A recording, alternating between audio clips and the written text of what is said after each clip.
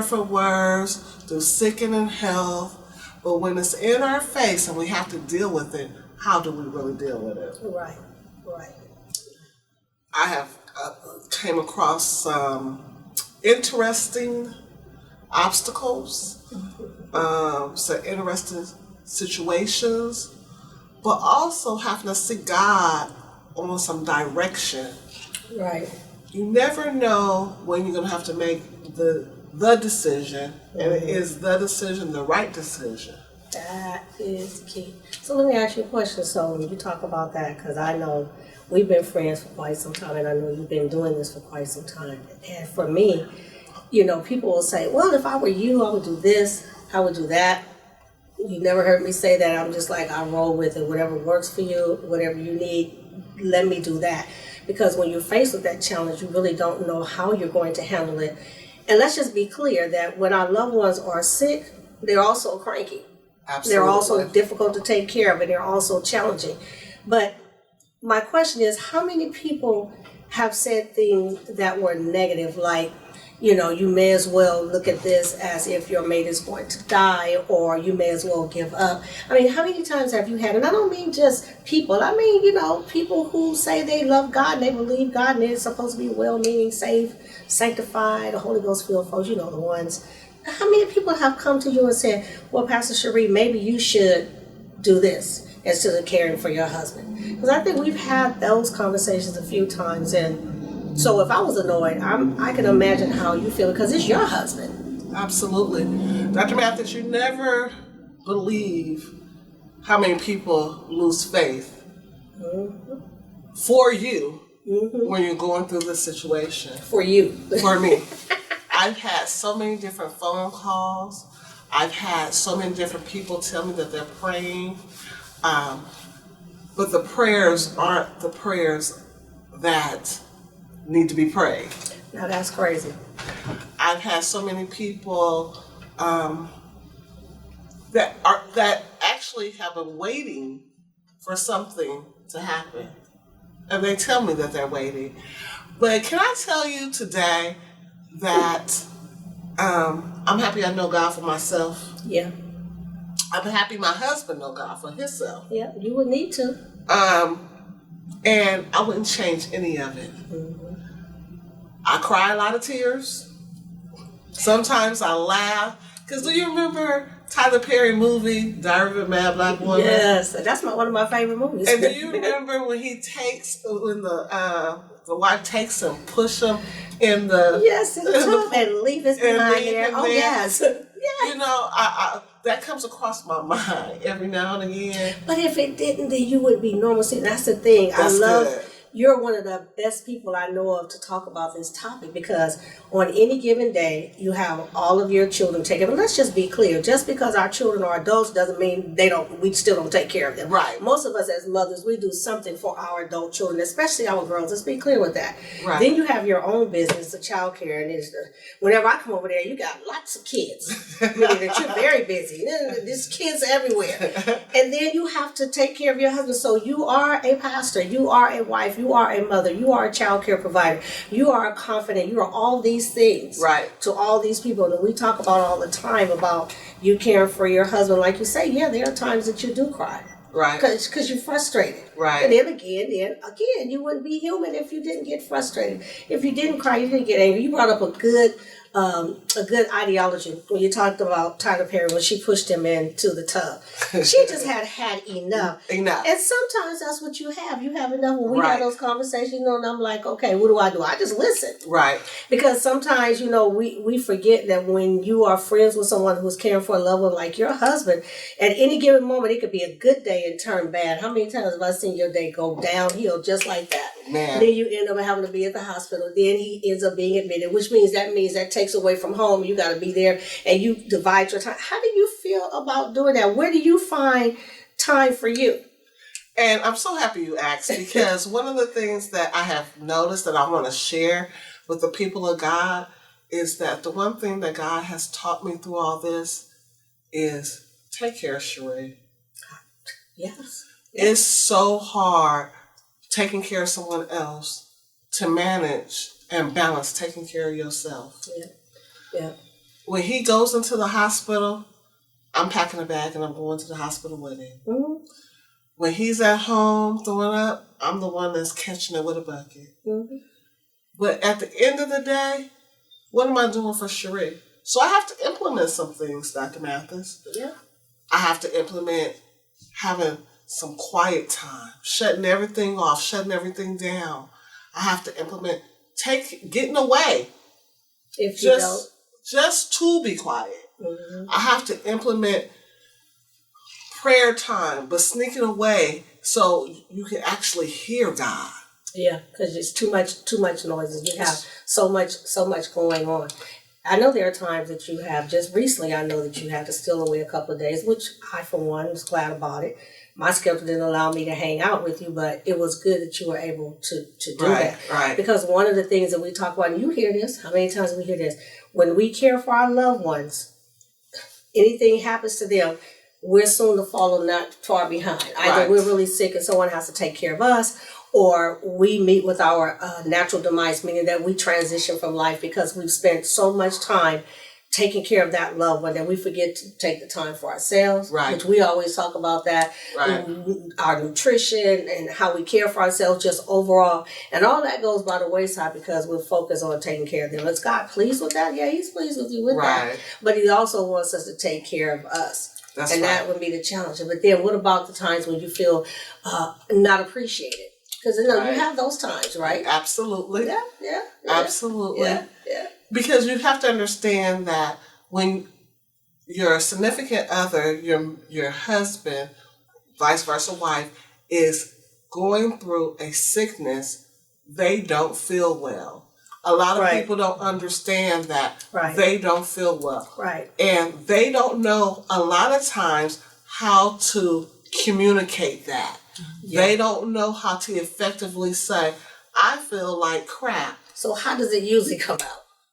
A whole bunch of other ways that ain't good. And you do feel like everything I'm doing for you and all you can do is, and you're being selfish and all of this stuff. I have a lot of emotions that I go through. Come on, can we be real? Can we be transparent? I have a whole lot of emotions that I go through. But at the end of the day, I have to look at Mr. Nickelberry and remember, in sickness and in health, till death do us part. You have to repeat that how many times? About 100 times a day. But I have to remember that. And you know what? Somebody asked me, well, how do you deal with it from day to day to day to day? And you know what I say? Is I have his rib. That's good.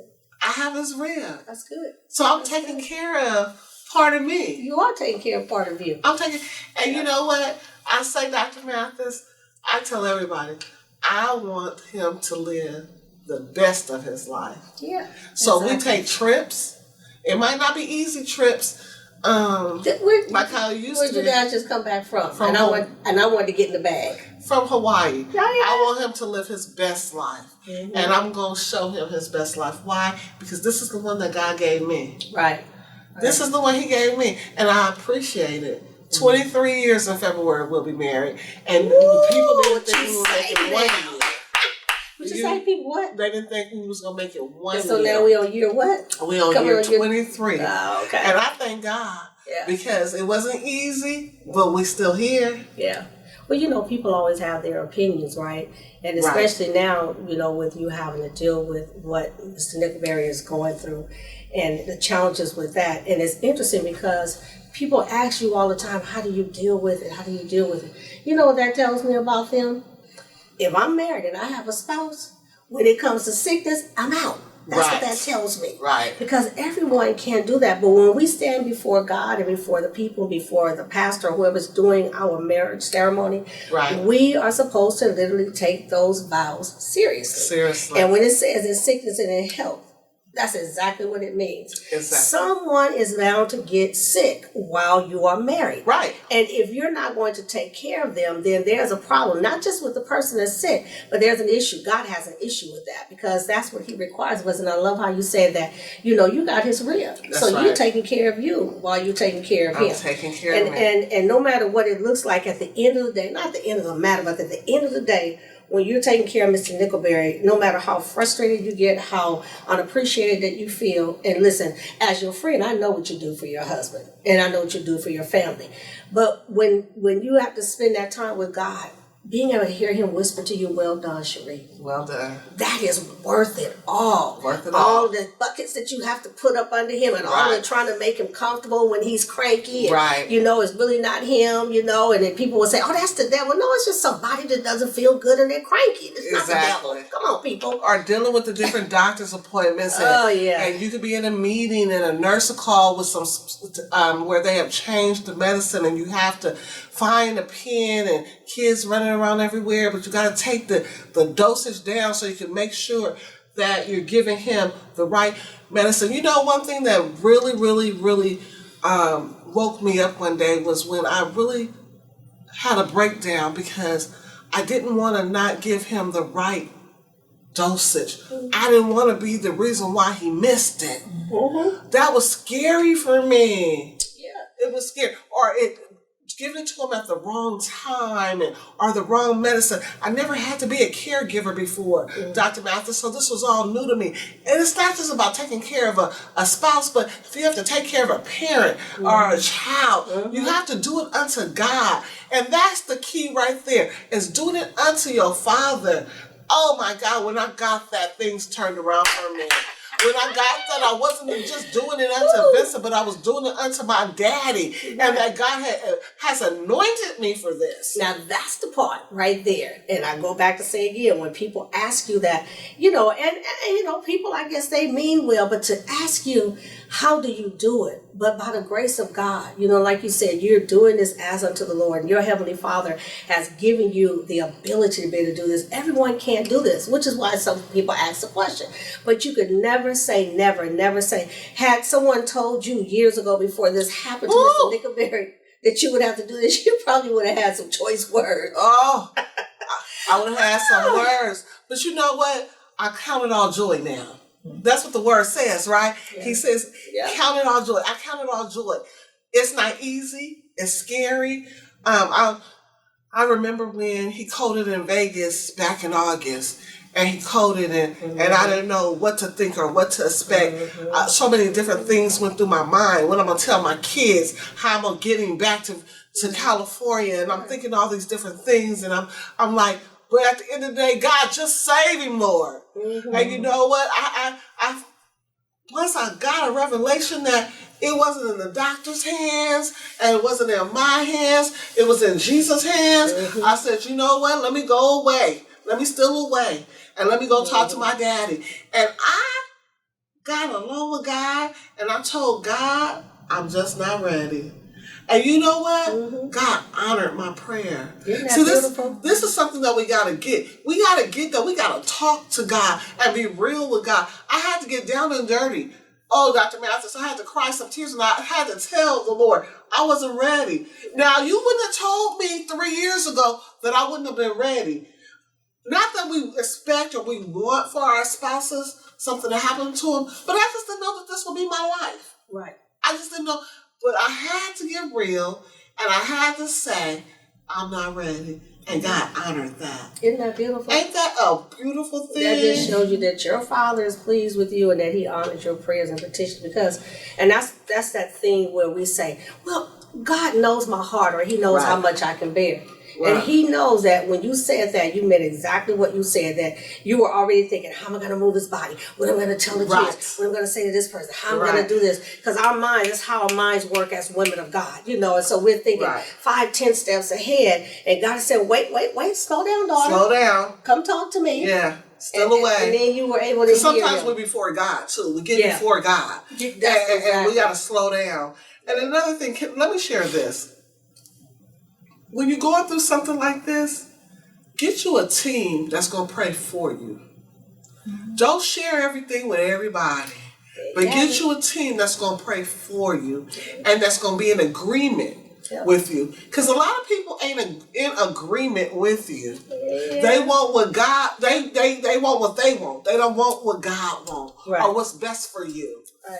We got to be careful how we pray for one another, and I had to learn that. I had to shut down when we was in Vegas. I had to stop taking phone calls. Yeah. I had to stop talking to people because you didn't know, you wasn't laying there beside him as he was going through this. You wasn't laying there besides me when different doctors, I had 5 different doctors come talking to me every day.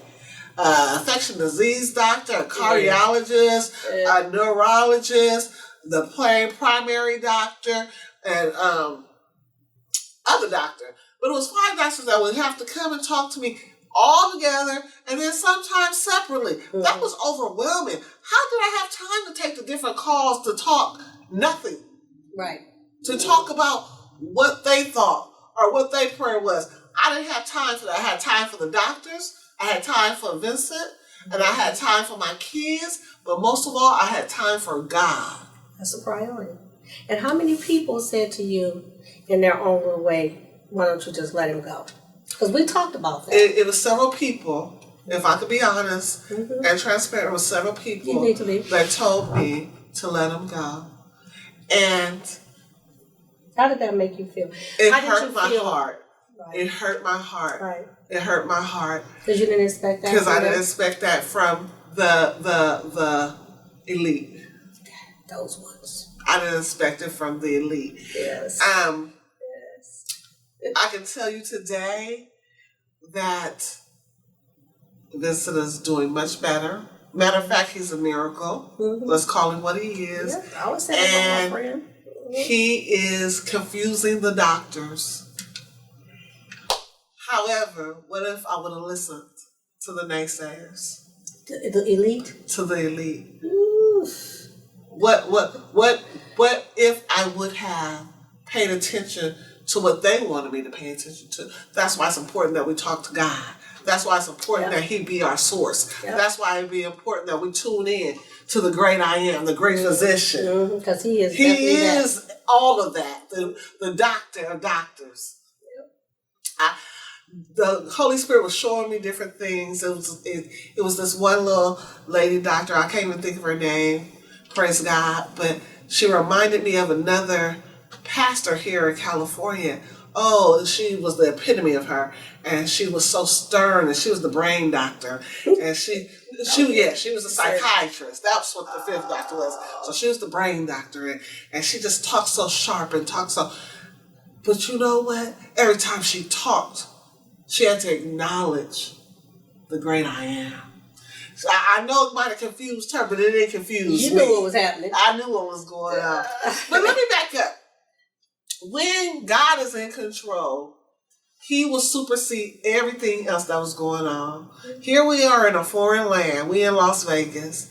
He gets sick. And I don't know where to take him to.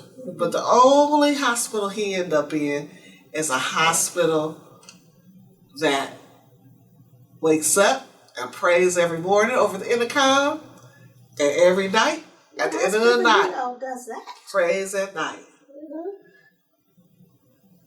Scripture all on the wall, sayings all of the righteous all over the wall. So when I seen all of that and I heard that, I knew we was in the right place. I knew it was a setup from the Holy Ghost. Hallelujah. So when I tell you that if you are a believer, stand on God's word, don't waver, and stand in the gap for your loved one. Yeah, you have to. Intercede like never before.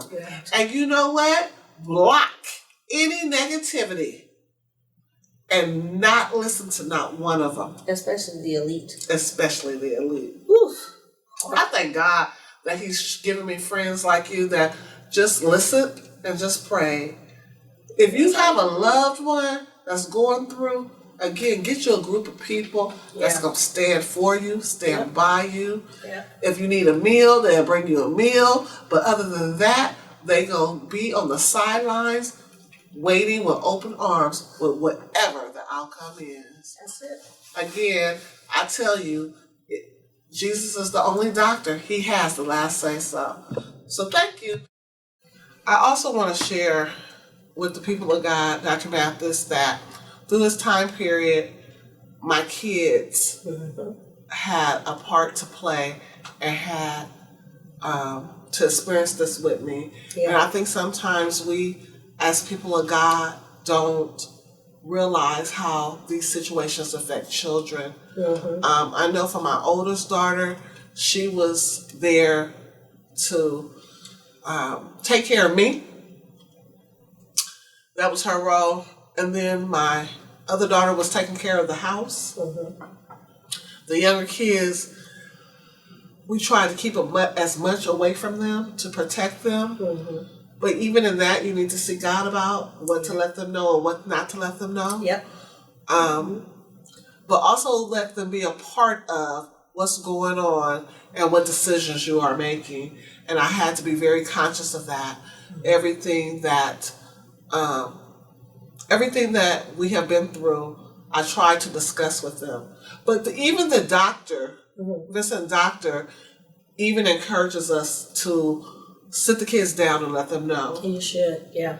Especially even how serious it is. Every doctor's visit I go to, he says, have you guys sat the kids down? Do they know the extent of what's going on? So if people have a terminal illness, it's best not to be quiet. You need to talk about it. Talk about it with your children. Let them know so they can understand. So they're not hit with shock.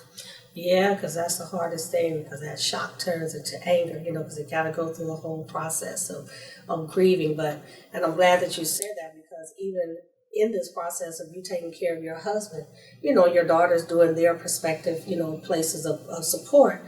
But still, every one of you all are going through some process of grieving. Right. He's still here, but see, that's what people miss. Just because a person hasn't transitioned out of life, we still go through a grieving process. Exactly. That's your husband. You knew him when you married him day one, when you guys were dating, when he was live and vibrant and doing things. And now you look at him and you see him in a different light. Right. And so you find yourself operating and functioning as his wife in a different light. But it's the same with the kids. Exactly. Everybody sees everything differently.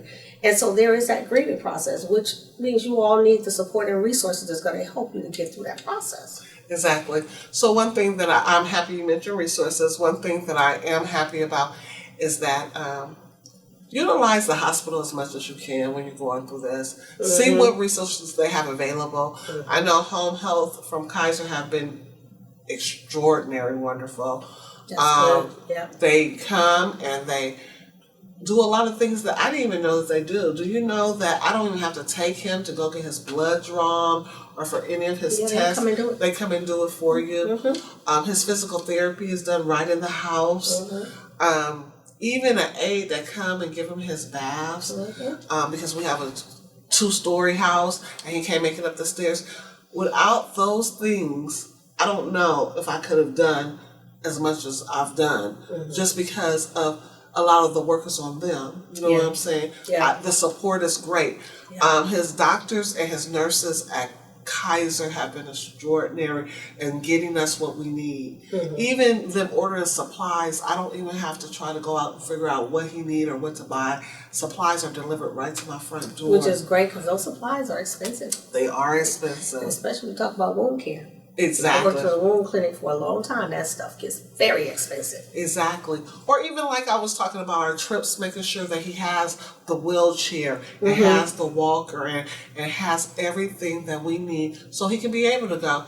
Because at the end of the day, we want for him to be successful in everything we do. We don't want another trip like Las Vegas. Yeah, you don't want that. Yeah. So I appreciate that. But they even offer counseling for the kids and myself, and I appreciate that. If you know anybody that's going through this, tap into your resources inside the hospital and outside. They are available. Yeah. They are available. Even somebody was talking to me even this week about respite care, so that I can even get away and somebody's there to take care of him. All this is available. Tap into it. Don't be prideful. I had to tell myself that. But see, that's the thing. People, we feel like we want to take out. I've known so many people who are taking care of loved ones and family members and not taking on the resources that we could do it. And then they find themselves in the same positionings or needing to have someone to care for them. And especially when it's something that you don't have to pay for, but it's there for you. Exactly. We have to take advantage of that. We have to take advantage. So I'm glad that you're doing that. I'm excited about it. I appreciate taking the time to conversate with me about this. It's dear to my heart. It is your heart, And Sheree. I do want, if anybody need any help out there, write us, comment us, email us. Yep. Do whatever you can, but don't go through it alone. I know how that feels. I'm Pastor Sheree Baisden-Nickelberry, and I am signing out. Dr. Anissa Matthis, God bless. God bless. El Shaddai, we bless you. We lift your holy name. God, we bless you. We lift your holy name.